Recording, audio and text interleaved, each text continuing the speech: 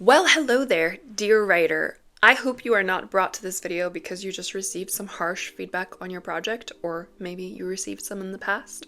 But unfortunately, such is the destiny of any writer out there. It is inevitable that at some point in your writing career, you will receive harsh feedback, or feedback that just kind of hurts your feelings and makes you think that you are a crappy writer and that you should never have started this before and that maybe you should even just quit writing.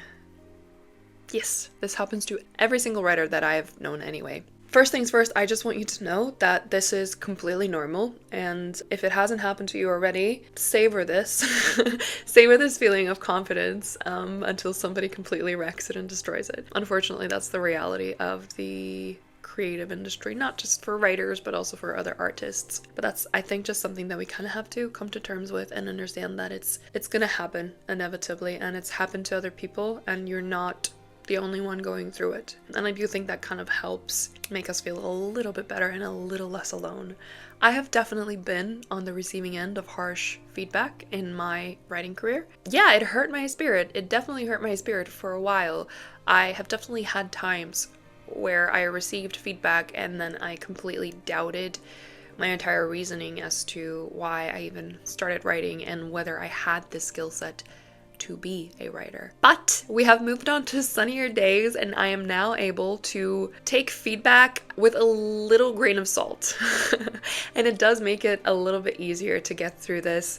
And I do still feel bad sometimes when I receive feedback that doesn't align with me, but now I can kind of work through it quicker. And I do want to share some mindset shifts with you today that will hopefully help you achieve the same. Now, when you first allow people to read your project and to give you feedback, this will usually be when you are getting beta readers for, your first draft, your second draft, or something like that. You are going to send your project off to several people usually. If you don't, I would recommend that you do that. When you are looking for beta readers, more is better because you want to have more different opinions rather than just focus on one person's opinion. And that brings me to my first point, which is that writing and reading are extremely subjective hobbies. There is no way around that. You can say that you're being objective about a book by giving your opinion on it, but as long as it's your opinion, it's subjective. And this is unfortunately the case with any art and anything that is perceived by humans that doesn't have a set sort of fact rooted in it. It's not like I'm approaching a math problem and saying, oh, actually, I don't believe that. Like, I don't believe that that math problem is right, when there is a fact and there is a reasoning behind that math problem is right. We can't approach writing in this way, and we can't make ourselves objective when we read someone else's writing.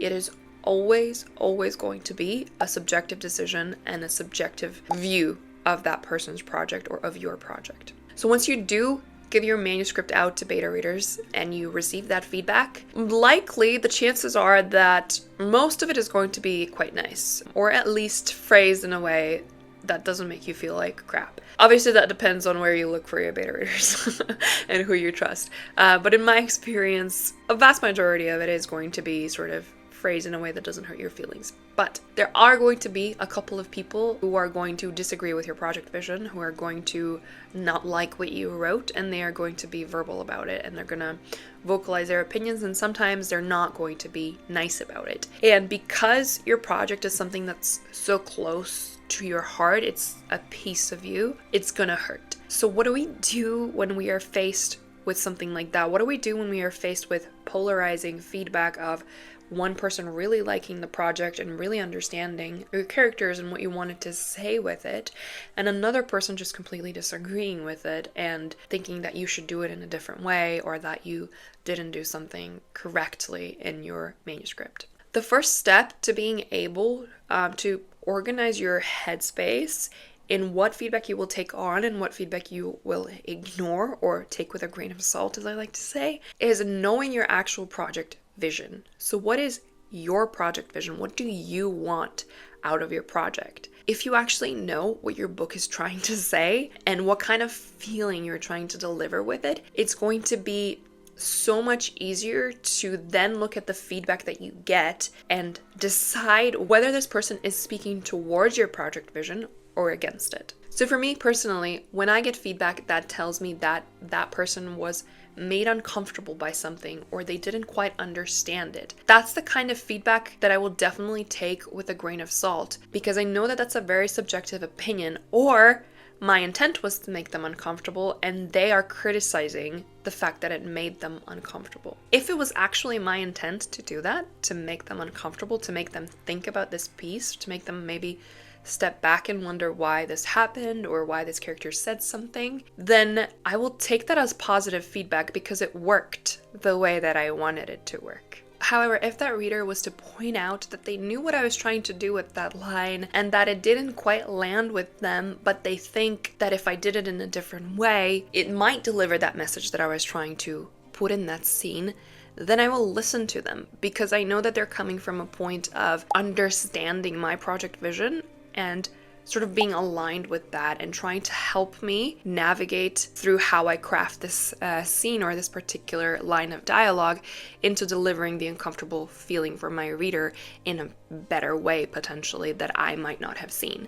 That's when I will take that feedback on board and actually think through whether what I wrote is there for my project vision or whether it can be strengthened to even deliver that more strongly. When you first start receiving feedback, it's going to be very difficult to separate your own vision of the project from someone else's vision of your project. But it is definitely a mental exercise that you're going to have to do with every piece of commentary that you receive on your book. Ask yourself the question, does this person know what my vision of the project is, and are they speaking to it? Or are they trying to actually project what they think the project should be, what their vision of the project is, onto my text? The most important thing to remember is that just because somebody dislikes something that you wrote in your book doesn't mean that that thing needs to change. It just means that whatever you wrote is actually prompting a reaction out of your reader, and sometimes this can be a really good thing, especially if you get different reactions across the board.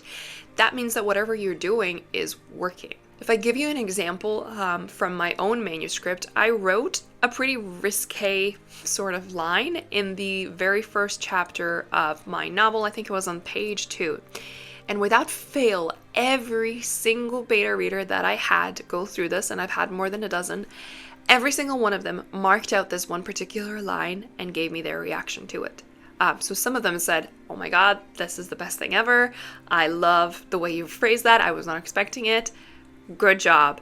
Some of them said, "Ooh, this feels like it comes out of the blue. It kind of shocked me. I don't think that you should keep this," or "I think that you should phrase this differently." But the fact that there were so many different reactions all across the board, and some of them were good and some of them were bad, made me understand that this is a line I'm definitely going to keep, because it's clearly having the desired reaction on my audience that I wanted them to have. It is a line that's supposed to come out of the blue. It is a line that is supposed to shock you. And just because some of the readers didn't like it or didn't quite understand it at that point doesn't mean that I'm going to change that line, and doesn't mean that I'm going to take their feedback on to rephrase it or to do it differently or to not even have it at all, because they reacted to it and that was my intention. That was my project vision. They might have come into reading this project with a different expectation of who the main character is and how their voice should sound like, and that might be why they pulled up that line, because it is a little girl protagonist and they might not have been expecting her to speak that way. But that was a point, and that was my project vision, and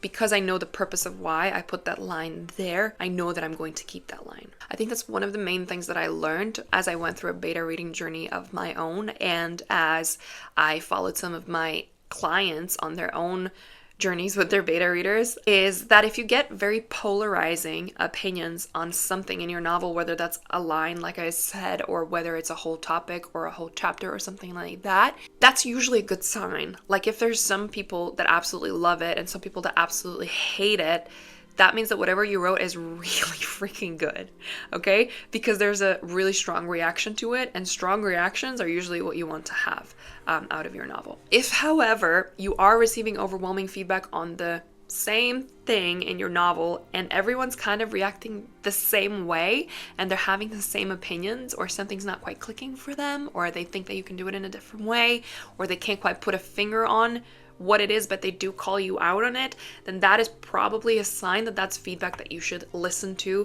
and that you should implement in your further revisions or your further drafts.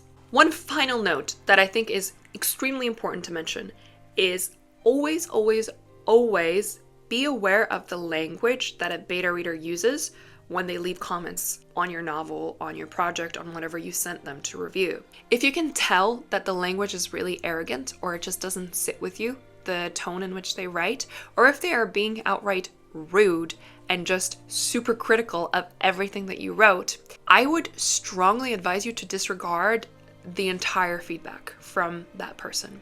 And if you already get a feeling that this person doesn't have your best interest in mind, they are definitely not going to have your project vision in mind. So with this kind of critique where it is just formed in a really mean and derogatory way, I would personally just say disregard all of it, because I think all that's going to do is it's going to make you feel bad, and it's going to make you develop insecurities about your project that you probably didn't even have before. And that's not the headspace that you want to be in when you are going into revisions and going into actually amplifying your project and making it the best version of the manuscript that it could be. You want to be taking on board feedback from people who actually understood what you were trying to say with the novel, and from people who were actually helpful in guiding you towards execution for that feedback. But yeah, that's it from me on this. I hope that made you feel at least a little bit better if you are struggling with criticism and understanding how to process it and how to apply it to your project. And I just want you to again go back to that first point that I made, that writing is subjective and everyone is going to have their opinion, and if it's not the same as yours, it doesn't make it true and it doesn't make yours false. When I do my editing feedback for my clients, I always have a phone call with them first to get them to explain their project to me and what they actually want out of their project before I go in and form my own opinion of it. Because I want to make sure that when I'm looking at this project, I'm actually looking at it from their perspective and I'm trying to adapt it to what they want out of the project, not what I want out of the project. And when I go in to actually edit that project, I try to make sure that I'm actually building on the foundations that they set out, not trying to tear them apart and tell them to do something completely new or write a completely new story that satisfies my vision of their project. If you do want me to edit your manuscript, I am taking on bookings for next year now, so I will leave a link in the description box for you to apply to that if you feel inclined to do so. If you liked this video, then you might also like the video that I made on the 7 biggest mistakes that I made when I wrote my first project. That'll be up on the screen in just a second, and I will see you there. Bye!